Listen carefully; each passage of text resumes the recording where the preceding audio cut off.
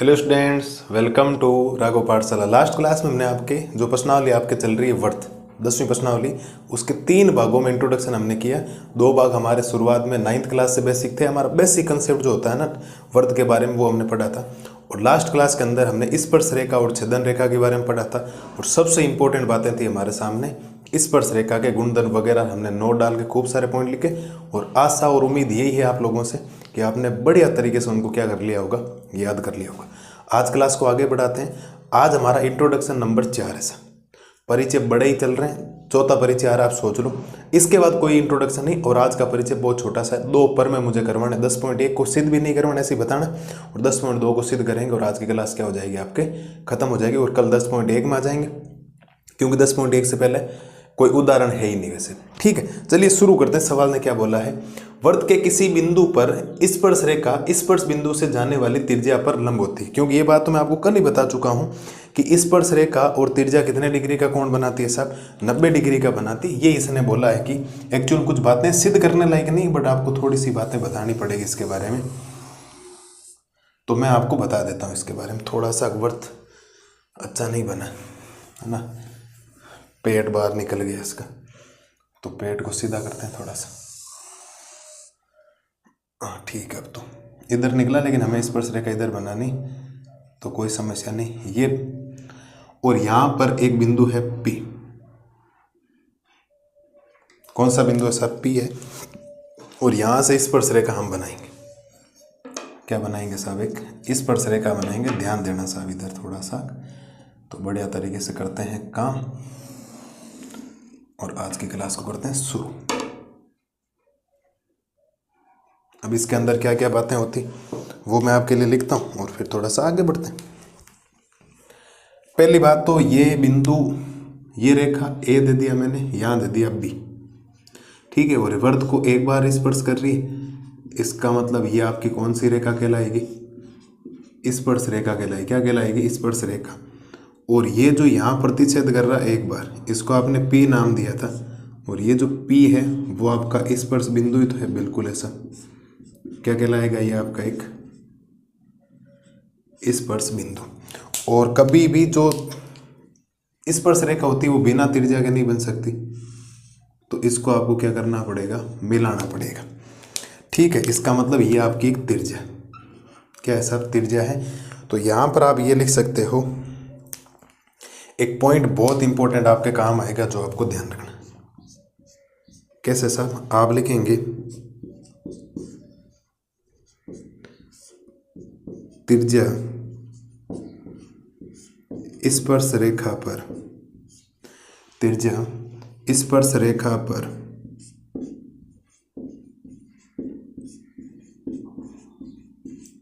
लंब होती है। अर्थात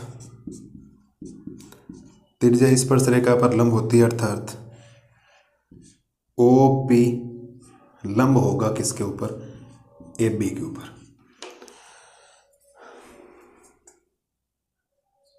ये जो OP है वो लंब हो जाएगा आपके किसके ऊपर, AB के ऊपर। OP जो है वो लंब है आपके AB के ऊपर। मतलब यहाँ ये अगर आप बात करेंगे तो त्रिज्या और स्पर्श रेखा कितने डिग्री का कोण बना रही है साहब, 90 डिग्री का कोण बना रही है। यहाँ बीच में कितने डिग्री का कोण बना रही है, 90 डिग्री का। यही परमे है साहब आपका, और कुछ भी नहीं है परमे के अंदर। ये बात मैं वैसे भी ऑलरेडी आपको पहले से लिखवा चुका हूँ कि त्रिज्या और स्पर्श रेखा के बीच कितने डिग्री का कोण बनता है साहब, 90 डिग्री का बनता है। इसका मतलब त्रिज्या स्पर्श रेखा पर लंब होती। मैंने यहाँ साइड में बनाया, आप नीचे बना सकते हो, कोई दिक्कत नहीं, वो कोई प्रॉब्लम नहीं होती। आप किधर ही बनाए, अब इसको घुमा के देखेंगे 90 डिग्री बन रहा है। हमेशा एल आकार जहाँ बनता है वो आपके क्या होता है, 90 डिग्री होता है। इसका मतलब ये जो OP है, 90 इधर है तो 90 नीचे बनेगा। आप दोनों तरफ भी तो 90 बना सकते हो, कोई समस्या ही नहीं है। ठीक है, ये लो साहब, ये 90 दोनों तरफ बना दिया। क्या समस्या आई किसी को, आई कोई प्रकार की समस्या? समस्या नहीं आएगी भाई, समस्या का समाधान कर रहा हूँ मैं आपके लिए, क्या दिक्कत है। तो ये है साहब आपके सामने परमे 10.1, इतना सिंपल सा। इतनी ही बातें होती है 10.1 में, और कोई आपको इसके बारे में पूछेगा नहीं। लेकिन परमे जो 10.2 है ना, वो तो अवश्य पूछा जा सकता है सिद्ध करना, तो बढ़िया तरीके से उसको करेंगे। ठीक है, और आपको कुछ बातें ध्यान रखनी है जो इसके बारे में ध्यान। ये स्पर्श रेखा, स्पर्श बिंदु, स्पर्श रेखा, त्रिज्या स्पर्श रेखा पर लंब होती है ओपी, लंब है किसके ऊपर, एबी के ऊपर, बात खत्म। क्योंकि त्रिज्या और स्पर्श रेखा कितने डिग्री कोण बनाती है साहब, 90 डिग्री का कोण बनाती है। लिख लो साहब, यही बातें हैं। अब किताब वाले ने क्या लिखा मुझे पता नहीं, चित्र कहाँ बनाए मुझे पता नहीं, मैं बार बार चित्र यही बना रहा हूँ, मेरी ज़्यादातर आदत यही पड़ गई, मैं क्वेश्चन में भी ज़्यादातर यही करता हूँ। ठीक है, तो आदत शुरुआत से जो है वही रहेगी। आपको भी अगर ऐसे नीचे बना लेना, कोई समस्या नहीं। ठीक है, ये बातें आपको ध्यान रखनी है साहब। लिख लो इसको फटाफट, फिर पर में 10.2 को शुरू करते हैं और पर में 10.2 को करवाते हैं कंप्लीट सिद्ध।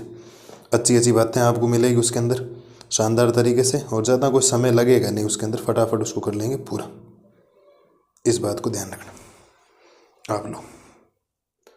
ठीक है, अगले परमे में कुछ दो त्रिभुजों को सर्वांग समसिद्ध करना, CPCT आपने 9th क्लास में पढ़ रखा होगा, तो अभी मैं आपको बता दूंगा क्या होता है क्या नहीं होता है।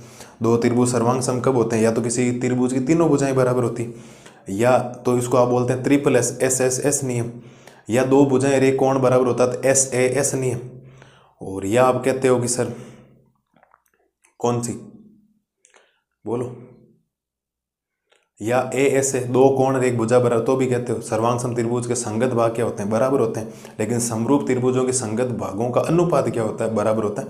ये बातें आपको थोड़ी सी एक बार अटपटी नहीं लगनी चाहिए, क्योंकि आपने पिछले साल सर्वांग समता की कसौटियाँ पढ़ी, और जब कसौटियाँ पढ़ी 9th क्लास में यहाँ काम आएगी। बाकी हम छठा चैप्टर जब हमारा त्रिभुज शुरू होगा उस दिन मैं सारी बातें और बेहतरीन तरीके से बता दूँ, क्योंकि वहाँ वही पढ़ना आपको। ठीक है, तो ले लो सर इसका स्क्रीनशॉट वगैरह लो फटाफट और आगे चलते हैं और करते हैं भाषा को ख़त्म पूरा। काफ़ी दिन भी हो गए भाषा को करते करते, तो काम तमाम ही करते हैं पूरा। इसका क्या दिक्कत आएगी आपको। ठीक है, तो बढ़िया तरीके से ये करो। अगली स्लाइड में हम करेंगे परमेय 10.2 को सिद्ध। अब देखो साहब करते हैं परमेय 10.2। वेरी वेरी इंपॉर्टेंट, इस बात को ध्यान रखना। अगर मैं एग्जाम के पॉइंट ऑफ व्यू से बात करूँ ना तो बहुत इंपॉर्टेंट है, इस बात को ध्यान रखना। Very very important. कोई 2 नंबर का पूछ लेगा आपसे और आराम से बनता है, क्योंकि ये बात मैं आपको ऑलरेडी लिखवा चुका हूँ। बाह्य बिंदु से वर्त पर खींची गई स्पर्श रेखाओं की लंबाइयाँ क्या होती, बराबर होती। वर्त के बाह्य बिंदु से वर्त पर 2 स्पर्श रेखाएं खींची जाती, और दोनों की दोनों स्पर्श रेखाओं की जो लंबाइयाँ होती है वो आपस में क्या होती है, सब बराबर होती। तो अब कभी किसी सवाल को ज्यामिति के अंदर जब सिद्ध किया जाता है ना, तो उसके अंदर कुछ बातें होती है। सबसे पहले उसका चित्र बनता है साइड के अंदर। मैं आपको जो बातें बता रहा हूँ वो ध्यान देना सा। साइड के अंदर बना दो या पहले ऊपर चित्र बना दो। यहाँ हम चित्र बनाएंगे। चित्र बनने के बाद चित्र के नीचे लिखा जाएगा दिया गया। क्या लिखा जाएगा, सबसे पहले लिखा जाता है कि आपको क्या क्या दे रखा, वो बातें सारी लिखनी। फिर लिखा जाता है सिद्ध करना। क्या लिखा जाता है, सिद्ध करना, मतलब आपको क्या सिद्ध करना। फिर अगर रचना की जरूरत पड़ी तो रचना आपको करनी पड़ेगी। कोई किसी पॉइंट को जोड़ना, कोई त्रिभुज बनाना, तो वहां का आपको काम करना पड़ेगा। और फिर तीसरा लास्ट पॉइंट होता है उपपत्ति यानी प्रूफ, आपको सिद्ध करके बताना। तो बढ़िया तरीके से चित्र बनाते हैं सब और बढ़िया तरीके से करते हैं काम। तो पहला काम होता है, कोई भी चीज़ जब होती है तो उसका शुरुआत करनी है आपको चित्र से। किससे शुरुआत करनी है साहब, चित्र से शुरुआत करनी है। तो इधर ध्यान देना आप लोग। बढ़िया तरीके से चित्र बनाते हैं। ठीक है, अच्छा बन गया तो।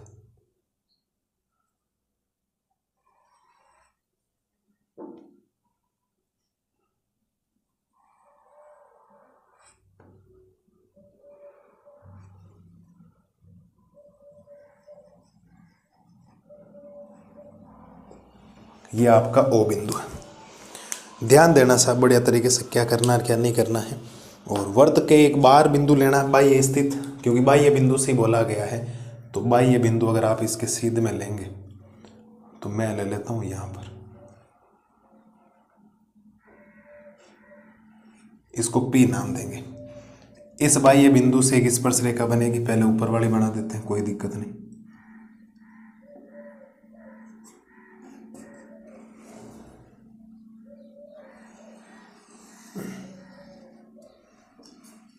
ठीक है, ये स्पर्श कर रही है, समझ आना थोड़ा सा ना। ये वर्त का स्पर्श बिंदु है जिसको आप ए बोलेंगे। ठीक है साहब, और इसको बोलते हैं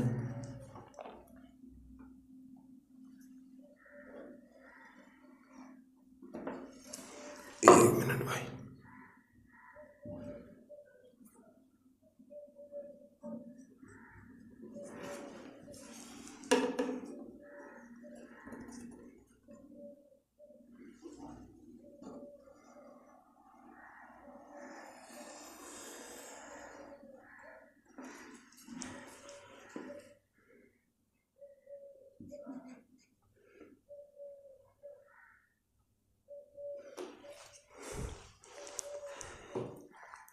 ये लो साहब चित्र बन गया। थोड़ा सा चित्र में ध्यान रखना होता है, बाकी तो इतना मुश्किल काम नहीं होगा। और चित्र में अगर ध्यान होगा त्रिज्याओं को भी मिलाना पड़ेगा, मैं मिलाना भूल गया हूँ सही। और ये एक बिंदु बन रहा है, यहाँ जो प्रतिच्छेद करेगा उसको हम नाम देंगे बी। क्या नाम देंगे साहब? ये नाम देंगे, इसको यहाँ मिला देते हैं और इसको यहाँ मिला देते हैं। अभी ज़रूरत और पड़ेगी तो और कर लें काम, तो कोई समस्या नहीं है हमें। ये अभी एक चित्र कंप्लीट हुआ है, ध्यान रखना। और आपसे पूछा गया ये आपको सिद्ध करना है। तो पहली बात तो सवाल के अंदर मैंने अभी क्या बोला था, दिया गया। क्या लिखना है आपको? पहले सबसे पहले लिखा जाएगा दिया गया। आप लिखेंगे एपी तथा बीपी वर्त की दो स्पर्श रेखाएं हैं। ठीक है, चित्र बन गया। और चित्र बनने के बाद आपको सबसे पहले जो बात लिखनी होती है वो लिखना होता है दिया गया। क्या लिखना होता है साहब? सबसे पहले लिखना होता है दिया गया है। इस बारे में ध्यान रखें। और दिया गया है एपी तथा बीपी वर्त की दो स्पर्श है। तो स्पर्श रेखा है ना दो, क्योंकि अब बराबर है, वो तो आपको सिद्ध करना है। और अगले में लिखना है हमेशा ही आपको ध्यान रखना, सिद्ध करना।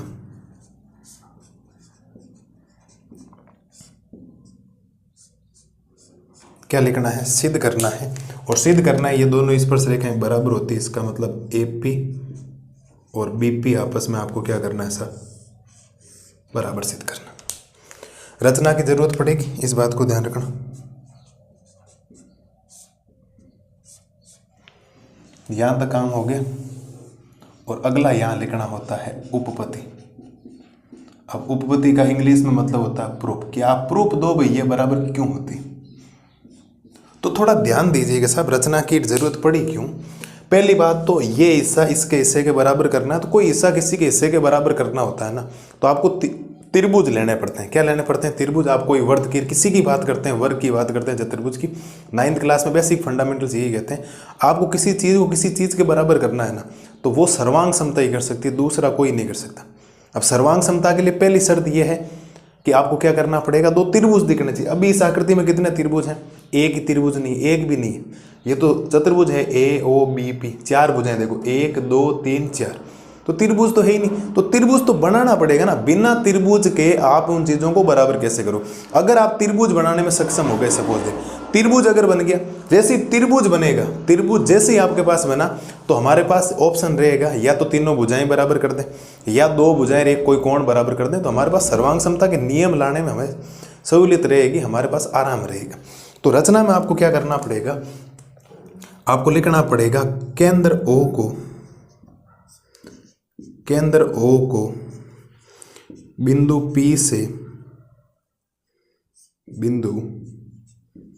P से मिलाए। केंद्र O को हमने बिंदु P से क्या कर दिया साहब? मिला दिया। तो इस बिंदु P को और O को क्या कर दो? मिला दो, ताकि जैसे ही मैं इन दोनों को मिलाने का प्रयास करूंगा साहब आपके सामने, ठीक है, थोड़ा सा चित्र तो ऐसे ठीक ही है मेरे हिसाब से, इनको जब आप मिलाएंगे तो ये एकदम एग्जैक्ट दो त्रिभुजों में क्या हो जाएगा साहब? विभक्त हो जाएगा। एग्जैक्ट दो त्रिभुजों में क्या हो जाएगा? विभक्त हो जाएगा। और दो त्रिभुज जैसे ही आएंगे तो अब मैं चीज़ें क्या कर सकता हूँ? बराबर कर सकता हूँ। कुछ बातें हैं जो आपको ध्यान रखनी, जैसे कि ये जो कोण यहाँ से यहाँ तक पूरा ये बना है, इसको मैं कोण दूंगा 1। ये जो कोण यहाँ से यहाँ तक बना है, ये कोण दूंगा 2। ठीक है, आपके पास दो त्रिभुज हैं साहब। आप लिखेंगे कौन से त्रिभुज? आप लिखेंगे चूंकि त्रिभुज। कौन कौन से त्रिभुज? ओ ए पी, 90 डिग्री वाला हमेशा बीच में रखना, क्योंकि 1 और 2 क्या है? 90 डिग्री। इस बात को ध्यान रखना, ठीक है। या लिख लो पी ए ओ। आप लिखेंगे त्रिभुज पी ए ओ तथा त्रिभुज PBO में, त्रिभुज PBO में, इन त्रिभुजों को आपको करना है सर्वांग समसिद्ध। और सर्वांग समता के लिए 3 नियम होते हैं, 4 नियम, 3 नियम, SSS, SAS और एक होता है ASA। ठीक है, सर्वांग समता के लिए ये 3 नियम होते हैं। या तो किसी त्रिभुज की तीनों भुजाएं बराबर कर दो तो भी दोनों त्रिभुज सर्वांग सम है, लेकिन तीनों भुजाएं तो बराबर हो नहीं सकती क्योंकि ये तो इसके बराबर लाना है। तो हम सोचते हैं पहला कोई भुजा, अगर ये नियम सोचते हैं थोड़ा सा, तो पहली भुजा ये हो सकती है कि इस त्रिभुज की ये OA भुजा इस त्रिभुज की OB भुजा के क्या है, बराबर। और रीजन आप मुझे बताएंगे क्या हो सकता है। रीजन हो जाएगा एक ही वर्त की त्रिज्या। बोलो सर, क्या आपको यह कहानी समझ में आई या नहीं है? एक ही वर्त की जितनी भी त्रिज्याएं सबकी सब बराबर होगी या नहीं होगी? बोलो, एक ही वर्त की जितनी भी त्रिज्याएं होती बराबर होती है। क्यों? क्योंकि ये भी 5 होगी, ये भी 5 होगी। जितने भी आप त्रिज्याएं लेंगे, आप जितनी भी त्रिज्याएं ले सकते हो, वो सारी की सारी क्या हो जाएगी साहब, बराबर। तो पहली बात तो ये होगी। दूसरा मैं ये कर सकता हूं कि ये जो कोण 1 है वो कोण 2 के बराबर है। कोण 1 जो है वो कोण 2 के क्या है, बराबर है। क्यों है साहब? क्योंकि दोनों का मान कितना है साहब, 90 डिग्री है। और 90 डिग्री इसीलिए है क्योंकि आप कह सकते हो त्रिज्या स्पर्श रेखा पर, त्रिज्या जो होती है वो स्पर्श रेखा पर क्या होती है साहब, लंब होती है। त्रिज्या स्पर्श रेखा पर क्या होती है साहब, लंब होती है। ये बात आप लिख सकते हो। तो पहली भुजा होगी, दूसरा कोण, एक भुजा और सोचनी। कोई सोच सकता है एक भुजा और कौन सी? एक भुजा, ये मत कहते सर भाई ये बिंदु से वर्त पर खींची गई स्पर्श रेखा की लंबाई बराबर होती है, तो सिद्ध करना। एक भुजा है OP बराबर है OP के, OP बराबर है OP के। आपको सर कैसे? ये एक OP ऐसी भुजा जो ऊपर वाले त्रिभुज में काम आ रही, नीचे वाले त्रिभुज में काम आ रही। और जब कोई सेम भुजा में काम आ जाए तो उसको बोला जाता है साहब उभयनिष्ठ भुजा। कौन सी भुजा बोला जाता है साहब? उभयनिष्ठ भुजा। मुझे नहीं लगता ये 3 बातें मैंने आपके सामने रखी, कोई समस्या आपको आएगी।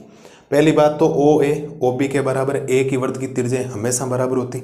कोण 1 कोण 2 के बराबर क्योंकि दोनों 90 डिग्री त्रिज्या स्पर्श रेखा पर लंब होती।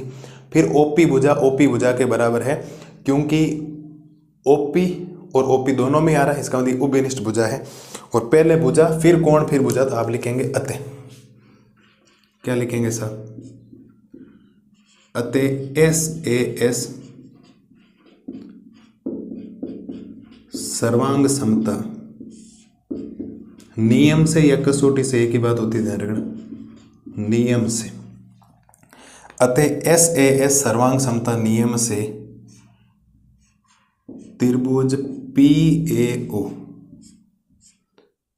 सर्वांग सम हो जाएगा त्रिभुज PBO के। PAO ये सर्वांग सम का चिन्ह होता है, त्रिभुज के हो जाएंगे बराबर। और अगर ये दोनों बराबर है तो इसकी संगत भुजा AP, इसकी संगत भुजा BP के क्या हो जाएगी, बराबर। देख लो, AP और BP आपस में क्या हो जाएगी, बराबर। यानी AP किसके बराबर हो जाएगा साहब, BP के। और AP BP के बराबर क्यों हुआ? रीजन आपको आगे लिखना पड़ेगा, बाई CP/CT। और CP/CT का मतलब आप सबको पता है। और ये सवाल हो गया साहब इति सिद्धम। ये सवाल क्या हो गया आपके, इति सिद्धम हो गया।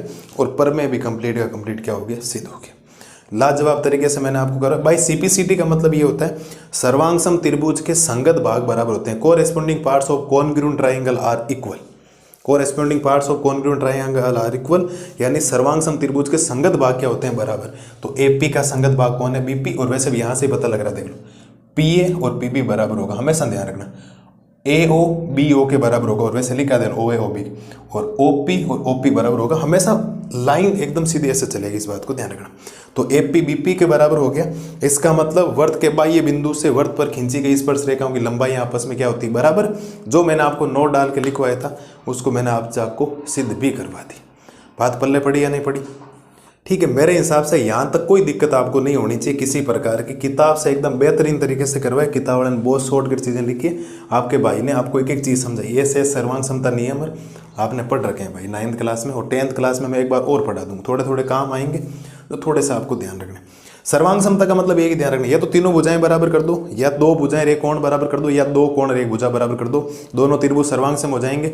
अगर सर्वांगसम हो गए, जो भाग आप बराबर करना चाह रहे हो वो बराबर कर दो, जो भाग आप चाह रहे हो वो बराबर कर दो, लिख दो भाई CPCT, अपने आप ही चीजें समझ जाएगी, चिंता मत करो आप लोग इससे। तो ये है साहब आपके सामने लेखा जोखा प्रमेय नंबर 10.2 का, एकदम बेहतरीन तरीके से आपको चीजें करवाएगी और किसी प्रकार की कोई दिक्कत आपको आएगी। मुझे नहीं लगता कोई प्रॉब्लम आएगी, क्योंकि मैंने इतना बेहतरीन तरीके से और लाजवाब तरीके से ही आपको बताया। इसमें कोई हेरा फेरी नहीं है कि आपको कोई चीज़ें समझ में नहीं आएगी, और बढ़िया तरीके से चीज़ें कर दी। कोई भी चीज़ सिद्ध करनी है कभी भी आपको, जैसे त्रिकोणमिति में अलग होता है, ज्यामिति में अगर कभी भी सिद्ध करना आगे जाकर भी, पहले उसका चित्र बनता है, फिर दिया गया लिखा जाता है, फिर सिद्ध करना होता है। अगर रचना की जरूरत पड़ी, रचना की जरूरत पड़ती है, और फिर उपपत्ति प्रूफ में सारी बातें आपको प्रूफ देना। ये एक ही वृत्त की त्रिज्या, 90 डिग्री, उभयनिष्ठ भुजा, सारे रीजन मैंने आपके सामने लिखे एकदम बेहतरीन तरीके से। तो ये है साहब आपके सामने प्रमेय 10.2 का लेखा जोखा, जो आपको ध्यान रखना है। अगर किसी ने स्क्रीनशॉट वगैरह नहीं लिया तो मैं एक बार वापस साइड में खड़ा हो रहा हूँ और आज की क्लास को कर रहा हूँ खत्म, बिना कोई टाइम खोटी किए। और टाइम की वैल्यू है, और टाइम की वैल्यू आपको करनी पड़ेगी। देखो साहब फटाफट इसको देख लो प्रमेय 10.2 को, और इसका स्क्रीनशॉट वगैरह अगर किसी ने नहीं लिया, वो लाल और लाली ने, तो ले लो सर। ठीक है, तो बढ़िया तरीके से ये करना। मिलते हैं कल की क्लास में आगे का सॉल्यूशंस लेकर। भाषा पूरी होगी, कल हम पढ़ेंगे आपके प्रश्नावली 10.1 के सवाल। 4 सवाल हैं, कोई ज़्यादा टाइम नहीं लगेगा। तब तक मस्त रहिए, स्वस्थ रहिए। Thank you.